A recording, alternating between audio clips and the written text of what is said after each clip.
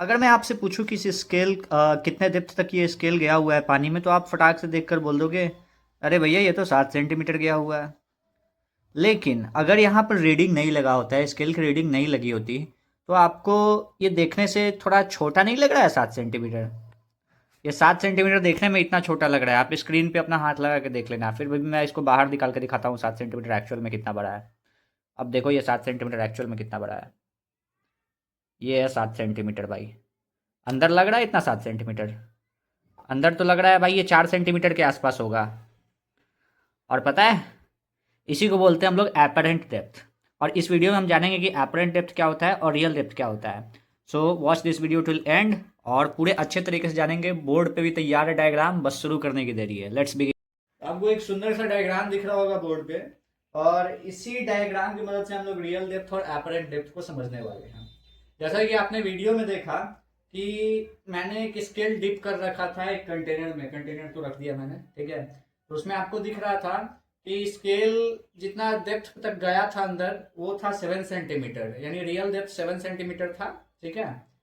और अगर देखें अपरेंट डेप्थ की बात करें तो वो हमें लग रहा था कि 7 सेंटीमीटर से काफ़ी छोटा है ना। और जब निकाल के देख रहे थे तो भाई 7 सेंटीमीटर काफ़ी बड़ा रहा था।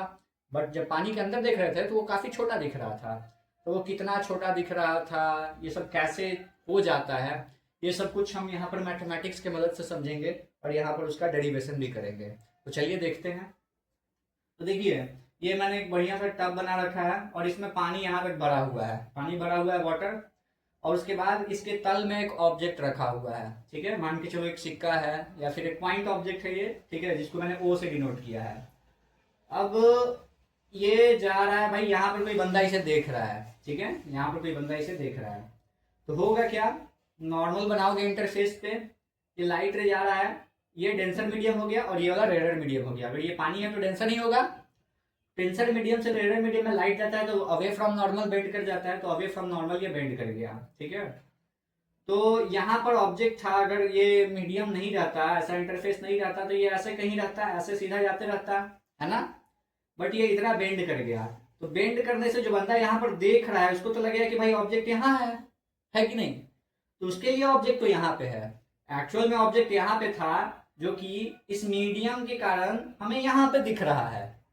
और इस रे डायग्राम से आप लोग समझ पा रहे होंगे, ये रे जा रहा है डेंसर टू रेडर और ये bend away from the normal हो जा रहा है। फिर इसी का हम पीछा करें तो हमको पता चलेगा, हमको कहीं यहाँ पर इमेज बनता दिखाई दे रहा होगा और मैंने उसको आई से डिनोट किया। तो जो वास्तविकता में इसकी गहराई है उसको हम लोग रियल डेप्थ कह दिए, और जैसा हमें दिख रहा है, प्रतीत हो रहा है, उसको हम लोग एपरेंट डेप्थ कह दिए, ठीक है। तो आइए हम लोग इसको कैलकुलेट करने की कोशिश करते हैं।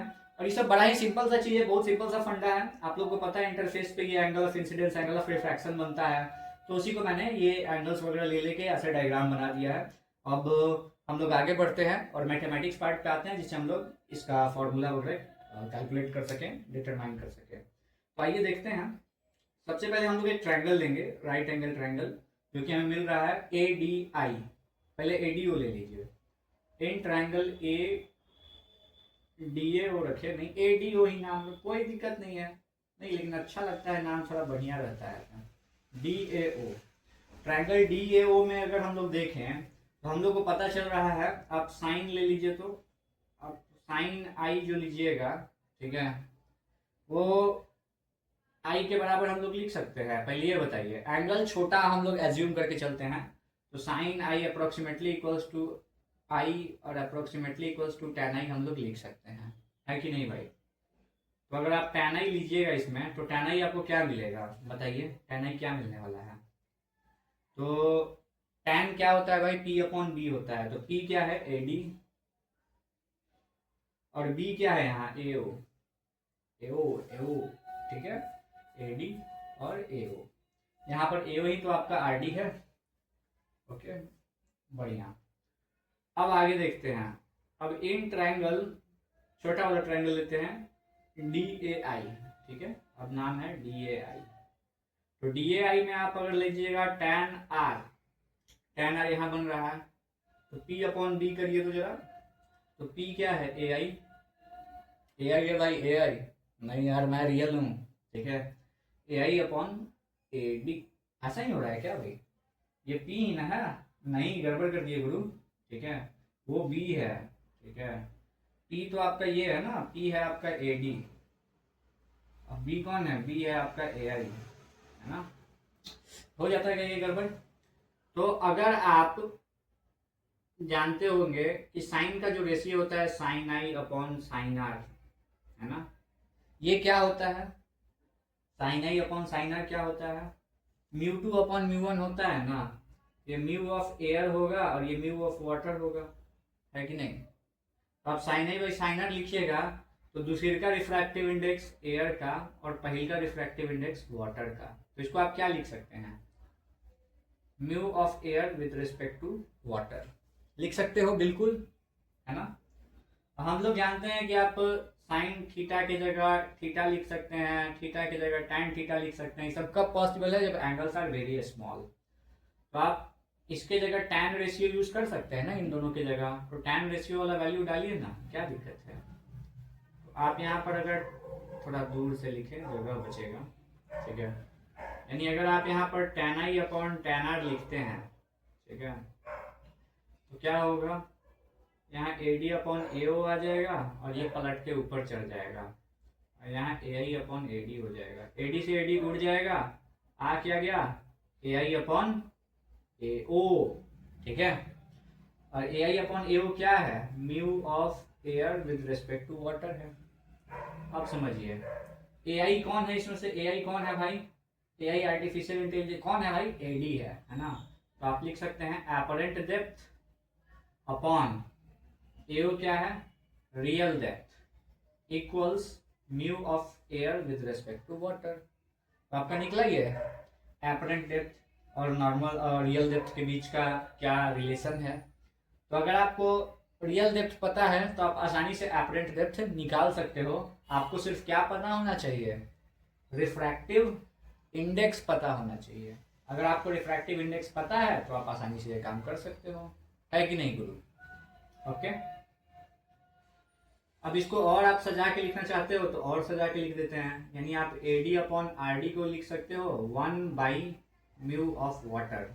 एयर का हम लोग 1 लेके चलते हैं और म्यू ऑफ वाटर नीचे है, तो ये आपका बन के आ गया। अब कुछ लोगों को चूल रहती है कि इतना तो पता चल गया, अब ये बताओ कि भाई इमेज शिफ्ट कितना हो रहा है। यानी एक्चुअल में यहाँ बनना था बट ये यहाँ बन रहा है, तो व्हाट इज दिस शिफ्ट? ये शिफ्ट कितना हो रहा है? इस शिफ्ट को हम लोग बोलते हैं भैया नॉर्मल शिफ्ट। तो what is the value of normal shift, ये भी इसमें देख लेते हैं। तो चलिए पहले इसको इरेज करें। अब चलिए एनएस देखते हैं, ठीक है। नॉर्मल शिफ्ट, तो नॉर्मल शिफ्ट बड़का में से छोटका घटा दीजिए, real depth minus apparent depth. तो आप रियल डेप्थ को क्या लिख सकते हैं बताइए हमको जरा। रियल डेप्थ को आप क्या लिख सकते हैं? हम तो रियल डेप्थ को लिख सकते हैं म्यू इंटू ए डी, यानी mu of water into A D, और ये तो ए डी है, ये है। तो आप ए डी इसमें से कॉमन ले लीजिएगा, तो ये क्या आ जाएगा? Mu of water minus 1। ये घटिया लग रहा है कि किसको एपरेंट डेप्थ पता रहता है जी? पहले ये रियल डेप्थ के फॉर्म में करिएगा तो ज़्यादा अच्छा लगेगा, ठीक है। तो रियल डेप्थ के फॉर्म में इसको करिए। हम भी पागल होते जा रहे हैं धीरे धीरे। ये रियल डेप्थ यहाँ है और एपरेंट डेप्थ को आप क्या लिख सकते हैं? R D upon mu of water लिख सकते हैं ना। तो आर डी कॉमन ले लीजिए। अब ये थोड़ा अच्छा लग रहा है, म्यू ऑफ वाटर। तो that's your formula for normal shift. Normal shift का फार्मूला यही आ जाएगा कि आर डी और 1 माइनस 1 अपॉन म्यू डब्ल्यू, या फिर अगर ग्लास रहे तो म्यू जी कर लीजिए, है ना। तो इस तरह से आप नॉर्मल शिफ्ट निकाल सकते हो कि इमेज आपका कितना शिफ्ट हुआ है। अब इसके अगले पार्ट में हम लोग देखने वाले हैं और इसी वीडियो में रखेंगे उसको, ठीक है। वो रहेगा real height and apparent height. नहीं तो आपका ये तो अलग वीडियो में डाल देंगे, अलग वीडियो में ही डाल देते हैं, छोटा छोटा रहेगा, ज़्यादा मजा आएगा, ठीक है। तो ये लेक्चर 7 का पार्ट 1 है। लेक्चर 7 का पार्ट 2 भी आएगा और लेक्चर 7 के पार्ट 2 में हम लोग रियल हाइट और एपरेंट हाइट को देखेंगे, ठीक है। 1 goal for a day. Okay. तो आपको वीडियो अच्छा लगा हो तो आपको पता है क्या करना है, वीडियो को लाइक कर देना है ताकि हमारे पास ये संदेश पहुंच पाए कि आपको वीडियो पसंद आया। और साथ साथ मैं क्वेश्चंस भी पोस्ट कर रहा हूं, तो आप क्वेश्चंस का आंसर देना ना भूलें। 1-2 क्वेश्चन पोस्ट कर रहा हूँ, अच्छे अच्छे क्वेश्चन हैं, आप उसका आंसर भी देते रहो, प्रैक्टिस होते रहेगा।